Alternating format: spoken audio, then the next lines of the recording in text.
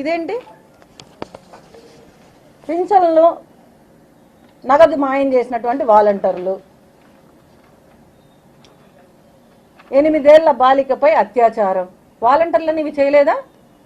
రోజా ఎవరు చేశారు రోజా కళ్ళేమన్నా నీకు కాకులు ఎత్తుకుపోయాయా కళ్ళల్లో లేకుంటే హెరిటేజ్ ఐస్ క్రీమ్ ఇంకా ఉందా వాలంటీర్ అత్యాచారం యత్నం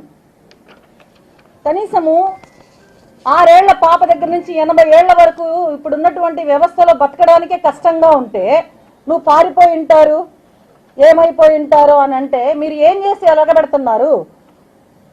గ్రామ వాలంటీర్ల అత్యాచార యత్నం ఇట్లాంటివి ఎన్ని కేసులు కావాలి ఇవన్నీ కనిపించలేదా కరోనాలో వాళ్ళు సేవ చేశారు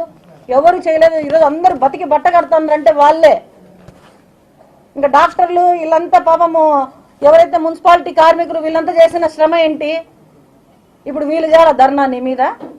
వీళ్ళు చేయాల నీ మీద యుద్ధము ఏం మాట్లాడుతున్నావు నువ్వు నీకు సగం తెలిసి సగం మిడిమిడి జ్ఞానంతో మాట్లాడతావు రోజా జాగ్రత్త నోరు అదుపులో పెట్టుకోకపోతే మహిళలకి నువ్వు వెంటనే స్త్రీమూర్తులకు అందరికీ క్షమాపణ చెప్పాలి స్త్రీ జాతికి నువ్వు క్షమాపణ చెప్పాలి రోజా ఈరోజు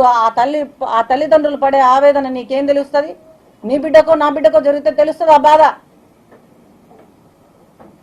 ఇంత వయసు అయిపోయినా కూడా 55 ఏళ్ళు వచ్చినా రోజక్క మేకప్ వేసుకొని వచ్చి స్టేజీల ముందర మాట్లాడచ్చు 1 కేజీ మేకప్ నీ మొహం అడిగితే నిన్ను చూసే దిక్కులే నువ్వు కేజీ మేకప్ వేసుకొచ్చి 1/2 కేజీ లిప్స్టిక్ వేసుకొచ్చేసి ఇంకా నీ బిల్డప్లు ప్రెస్ మీట్ల ముందర నువ్వు చేసే చేష్టలు నీ కథలు అవన్నీ ఇంకా దేవుడికి ఎరుగా నువ్వు కూడా పవన్ కళ్యాణ్ గారి ఏజుల గురించి మాట్లాడితే నీ ఏజు గేజు ఒకసారి ఒక్కసారి మన గురువింద కింద నలుపు ఒకసారి చెక్ చేసుకుంటే మన బతుకేందో తెలిసిపోతుంది మీరు పవన్ కళ్యాణ్ గారి గురించి మాట్లాడతారు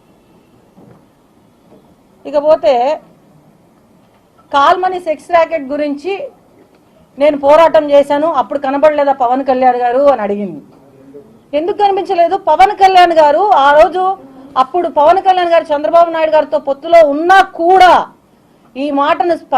దీని గురించి మాట్లాడిన వ్యక్తి పవన్ కళ్యాణ్ గారు దీని గురించి ఎవరైతే దీని వెనకాల ఎటువంటి హస్తాలున్న వాళ్ళని వెంటనే అరెస్ట్ చేయాలని మొదట వాయిస్ ఇచ్చిన వ్యక్తి పవన్ కళ్యాణ్ గారు గుంటూరు జిల్లా నుంచి ఇది నీకు తెలుసా నీకు తెలియదులే నీకు అసలు ఏమి తెలుసు మేకప్లు వేసుకోండి తప్ప మనకేం తెలుస్తుంది నగరిలో మనం ఏ రోజైనా తిరిగి వస్తే కదా ప్రజల్లో ఏ రోజైనా తిరిగితే కదా మనకు తెలిసేదానికి రోజా అలాగే అంటుంది నన్ను అసెంబ్లీ నుంచి 1 ఇయర్ తరిమేస్తే ఎక్కడికి పోయారు మీరు నీ నోటి దూలతో అక్కడ ఉన్న ఒక దళిత మహిళని నోటికి వచ్చినట్టు అడ్డంగా వాగినావు కాబట్టి నిన్ను సస్పెండ్ చేసింది నిన్ను చూసి మేము చాలా నేర్చుకుంటాం ఒక మహిళగా ఎంత హుందాగా మాట్లాడాలనో కొందరిని చూసి నేర్చుకుంటాము రాజేశ్వరి గారు లాంటి వ్యక్తులను చూసి ఒక మహిళ 10 మందిలోకి వస్తే ఎలా ఉండాలనో నేర్చుకున్నాం నీ నోటి దూల చూసి నీలాగా ప్రవర్తిస్తే రాజకీయాల్లో కనుమరుగైపోతాం ఏదో ఒక రోజు అని కూడా తెలుసుకున్నాం నీ నోటి దూలతో నువ్వు అసెంబ్లీలో నుంచి బయటకు వచ్చి దాని గురించి నువ్వు మాట్లాడలేదంటావు బుద్ధి ఉందా నీకు అసలు ఏం మాట్లాడుతున్నావో నీకు కనీసం ఆ స్పృహ ఉంటుందా అని అడుగుతున్నా ఈ సందర్భంగా తర్వాత జగన్ క్రిమినల్ అంటావు జగన్ క్రిమినల్ కాదని నువ్వు నిరూపించుకో ఈడీ కేసులు ఎవరి మీద ఉన్నాయి 1,00,000 కోట్లు ఎక్కడి నుంచి వచ్చింది ఈ రోజు కోర్టుకు తిరిగే శుక్రవారం ఎవరు కోర్టుకు రమ్మని పిలిచేది ఎవరిని కోర్టుకు రమ్మని పిలిచేది ఎవరిని పవన్ కళ్యాణ్ గారినా జగన్మోహన్ రెడ్డినా చిన్నాన్న గొడ్డలిపోటు ఎవరిది పవన్ కళ్యాణ్ గారు జోబులో పిస్తల్ పెట్టుకొని తిరుగుతున్నారని ఆయన క్రిమినలా మరి రోడ్ల మీదనే కాల్చి పారేయండి అన్నాడు క్రిమినల్ కాదా ఆయన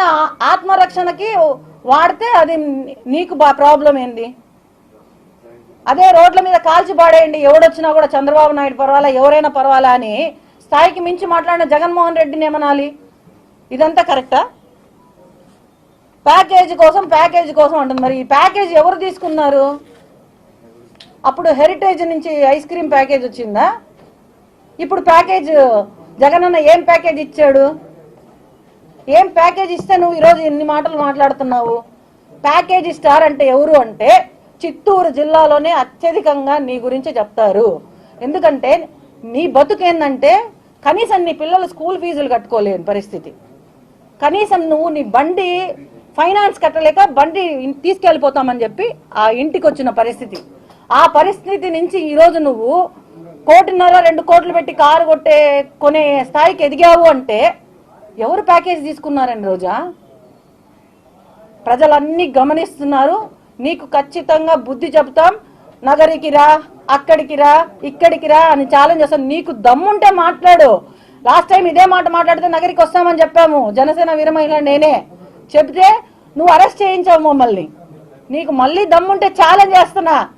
నువ్వెక్కడికి రమ్మంటే సిద్ధంగా ఉన్నాం. మా వీరమహిళ మేము రెడీగా ఉన్నాం. ఎక్కడికి రమ్మంటావో చెప్పు, కూర్చొని మాట్లాడుకుందాం. నీ ప్రతాపమో నా ప్రతాపమో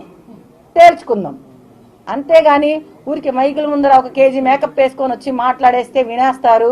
మాట్లాడితే చెల్లిపోతుంది అనుకుంటే ఇది నీ మూర్ఖత్వం రోజా. నోరు అదుపులో పెట్టుకుంటే జాగ్రత్త, లేదంటే నోట్లో ఉండే 32 పళ్ళు రాలగొట్టి పవన్ కళ్యాణ్ గారి గురించి మాట్లాడితే ఈసారి నీ ఇంటికే వచ్చి పరకతో కొట్టొస్తా రోజా. నిన్ను చేత్తో కూడా కాదు, పరకతో కొడతా. నోరు జాగ్రత్త. జై జనసేన, జై హింద్.